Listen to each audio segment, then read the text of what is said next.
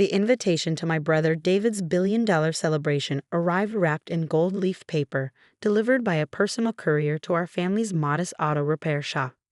Dad barely glanced at it, continuing to work under the hood of a '67 Mustang. "You should go, Mike," he said, his weathered hands expertly adjusting the carburetor. "Your brother went to a lot of trouble to show off his success." Success. That's what David called it when he abandoned our family business 5 years ago to start his tech company. Now, at 32, he was Silicon Valley's newest billionaire, and he never let us forget it. I watched Dad work, admiring how his hands moved with perfect precision despite their age. Reynolds Auto had been in our family for 3 generations. My grandfather started it, my father perfected it, and now, at 28, I was learning its every secret. "Someone has to keep the shop running," I replied, picking up a wrench. "These cars won't fix themselves." Dad straightened up, wiping his hands on his work cloth. For a moment, he looked like he wanted to say something important, but instead just nodded toward the Mustang. "Let's finish this beauty first." The next evening, against my better judgment, I found myself walking into the Valley's most exclusive hotel. David had rented the entire top floor for his celebration. The elevator doors opened to reveal a scene of pure extravagance. Ice sculptures, champagne fountains, and Silicon Valley's elite in designer clothes that cost more than our shop's yearly revenue. "Mike," David's voice boomed across the room. My little brother finally decided to join us. He strode over, glass of champagne in hand, surrounded by his usual entourage. Everything about him screamed new money, from his $10,000 suit to his perfectly whitened teeth. "Where's Dad?" he asked, looking around with exaggerated concern. "Don't tell me he's still tinkering with old cars." "Someone has to run the family business," I said quietly. David laughed too loudly. "Family business? That old shop is an embarrassment." I offered to buy it, modernize it, turn it into something worthwhile, but Dad's too stubborn, too stuck in the past. A few of his tech friends snickered. I felt my face grow hot but kept my voice steady. "That shop put you through college, and look how I repaid that investment." He gestured grandly at the opulent room. "Tech Future is worth $5 billion. I made more money last week than that shop will make in a century." Before I could respond, the hotel's event coordinator approached anxiously. "Mr. Reynolds, there's an issue with the payment processing for tonight's event." "Handle it," David snapped, waving her away. "I'm celebrating my success." I noticed something odd in the coordinator's expression, but David was already launching into his favorite topic, himself. "You know, Mike, it's not too late. I could give you a job at Tech Future. Something entry-level, of course. Better than wasting your life changing oil." The way he said it, like he was offering a favor to a beggar, made something snap inside me. Our grandfather built that shop from nothing. Dad turned it into the most respected auto repair business in the city. We fix things, make them work better. "What exactly does your company do, David?" His smile turned cold. "We're a tech disruptor. We're revolutionizing digital payment processing with blockchain integration and—" "But what do you actually do?" The question hung in the air. I noticed a few nearby guests shift uncomfortably. "You wouldn't understand," David said dismissively. "It's beyond your technical expertise." Just then, his phone buzzed. He glanced at it, and for a split second, I saw something flash across his face. Fear. "If you'll excuse me," he said quickly, "business calls." As he hurried away, I couldn't shake the feeling that something wasn't right. Dad had always told me to trust my instincts when working on cars. That same sense was telling me my brother's perfect world was about to crash. I didn't know then how right that instinct would prove to be. The next morning, I arrived at the shop early, as usual.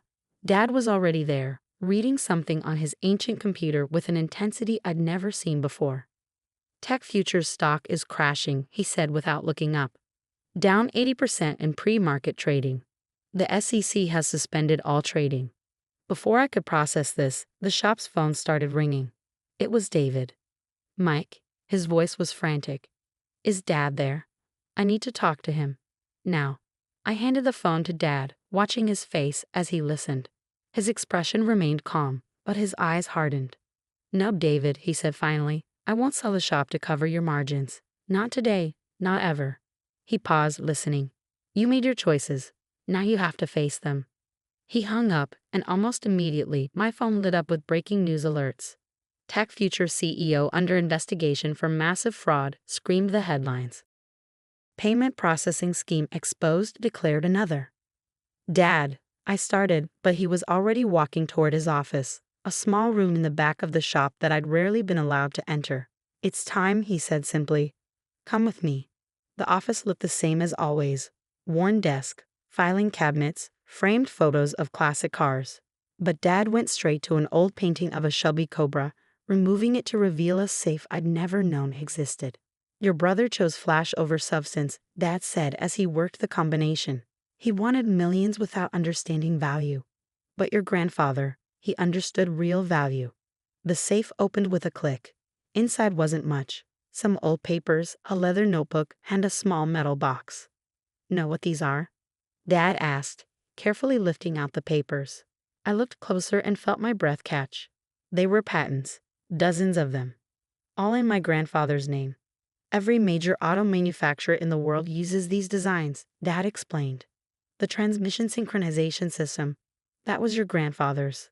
The adaptive fuel injection process, his too. He never sold the patents, just licensed them. Been generating royalties for 40 years. My hands shook as I read through the documents. The numbers were staggering. But the shop, we live so modestly. Dad smiled. The shop is real. The work we do here is real. That matters more than money. But make no mistake, Reynolds Auto isn't just an auto repair shop.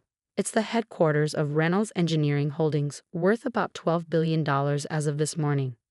I had to sit down. David, does he know? David never asked, never cared to learn about the family business, too busy chasing quick millions to notice the billions right under his nose.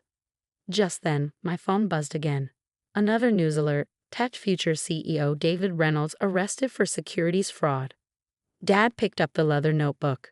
Your grandfather wrote everything down, his designs, his philosophy, his plans for the future. I've added my own notes over the years. It's time you started doing the same. Why now? I managed to ask. Because you were ready? You stayed, you learned, you respected the work. Just like I did with my father. He handed me the notebook. There's more. A lot more. But first, I think your brother might need a reminder about what real value looks like.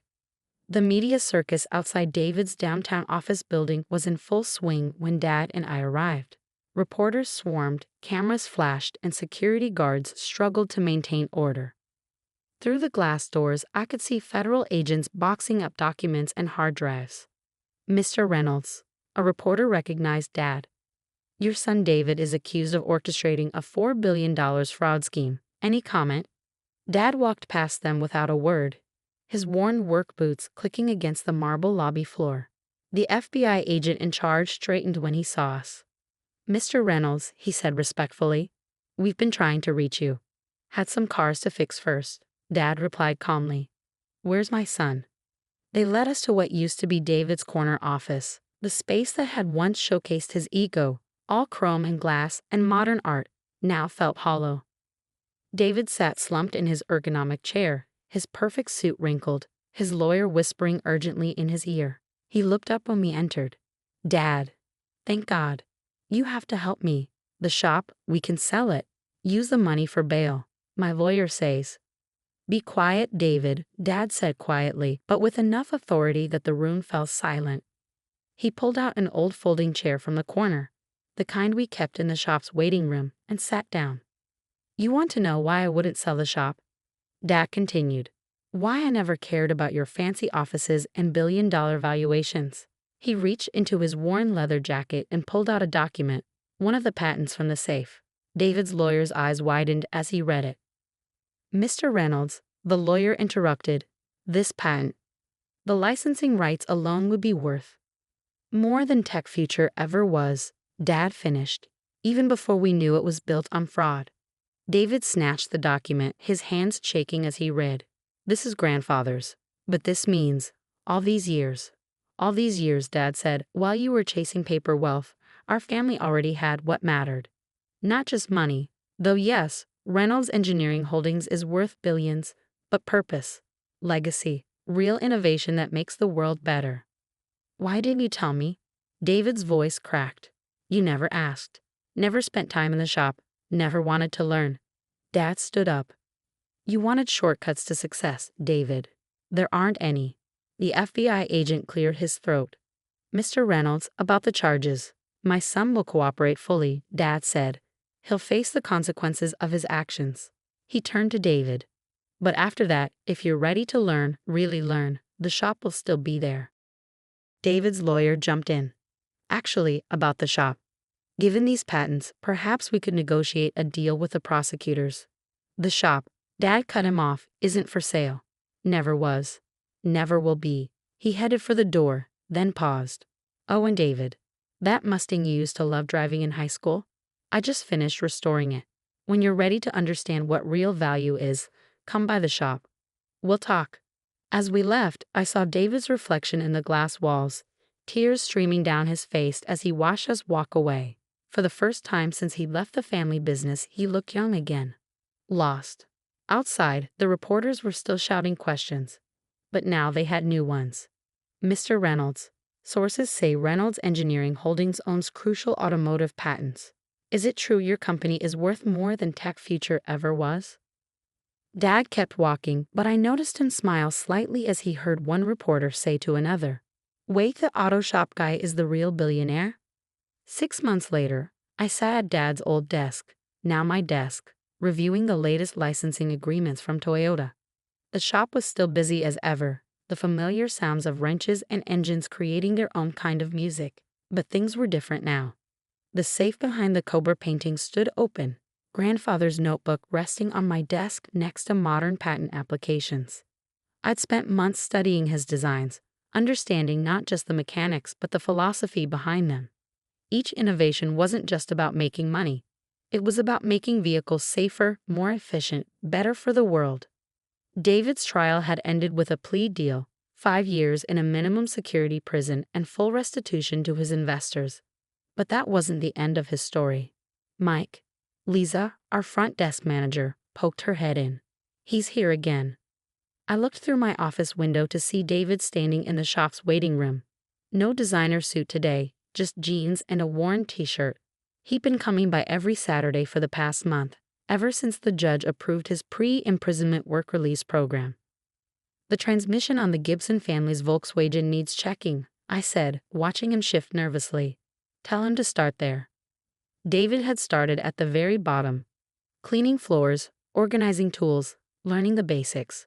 Just like Grandfather had made Dad start, like Dad had made me start. No shortcuts this time.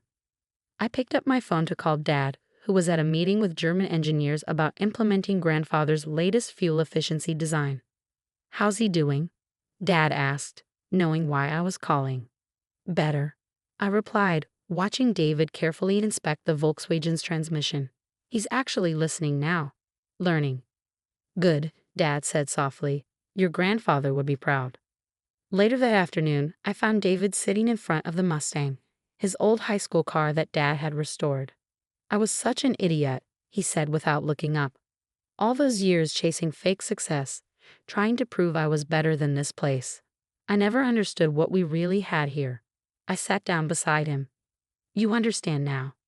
He nodded, running his hand along the car's perfectly restored fender. Every car that comes in here, we make it better. Every design in Grandfather's notebook, it makes things better. It's not about money, it's about making something real. Think you're ready to learn more? David looked up, hope flickering in his eyes. You teach me? After everything. I pulled out Grandfather's notebook. Family legacy isn't just about inheritance, David. It's about understanding value, real value. That evening, after the shop closed, 3 generations of Reynolds men sat in the back office. Dad had come back early from his meeting, bringing with him the signed contracts for our new electric vehicle charging system. Grandfather's last design, which I had finally figured out how to implement. David sat quietly as Dad explained how Grandfather had built everything, how each patent was designed to make vehicles safer, more efficient, more accessible. How the billions in licensing fees were just a side effect of doing good work. I made engines talk, David said suddenly, making us both look at him. Before Tech Future became about stock prices and impressing investors, I actually created something real, software that could diagnose engine problems just by listening to them. but I abandoned it because it wasn't flashy enough. Dad smiled. Grandfather would have loved that idea. It's not too late, I added. The shop could use a good diagnostic system. For the first time in years, I saw my brother's eyes light up with real purpose, not the artificial excitement of stock prices and valuations, but the genuine passion of creating something worthwhile. Today, Reynolds Auto looks much the same from the outside, a family-owned shop dedicated to fixing cars and solving problems. But inside, innovation thrives. David's diagnostic system is revolutionizing how we repair vehicles. Our patent portfolio continues to grow, each new design focused on making transportation better, safer, cleaner. The billions, they're still there, still growing. But like Dad always said, that was never the point. The real value is in the work itself, in the legacy of 3 generations dedicated to doing things right. Last week, a young mechanic fresh out of technical school came looking for a job. I watched David show her around the shop, explaining our philosophy with the same patience Dad had shown us. Remember, I heard him say, anyone can chase money. We chase excellence. Dad stood beside me smiling. Think she's ready to learn about the safe behind the Cobra? I watched her eyes light up as David explained how to properly diagnose an engine problem. Not yet, but she will be. Because that's what real legacy is about, not just preserving wealth, but passing on the understanding of true value. One lesson, one innovation, one person at a time.